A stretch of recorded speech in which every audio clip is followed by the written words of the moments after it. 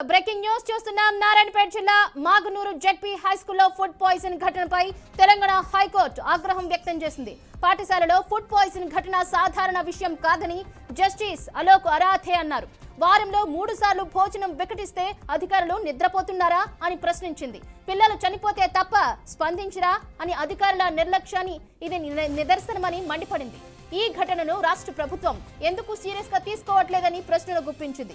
వారంలో కౌంటర్ వేస్తామన్న ప్రభుత్వ న్యాయవాదిపై ఉన్నత న్యాయస్థానం ఆగ్రహం వ్యక్తం చేసింది. హై స్కూల్లో మధ్యాహ్న భోజనం వికటించి 50 మంది అస్వస్థతకు గురై వారం రోజులు కాకుండానే అదే పాఠశాలలో మళ్లీ 29 మంది విద్యార్థులు అస్వస్థతకు గురైన ఘటనపై నిర్లక్ష్యం వహించిన అధికారులపై కఠిన చర్యలు తీసుకోవాలని కోర్టు ఆదేశించింది.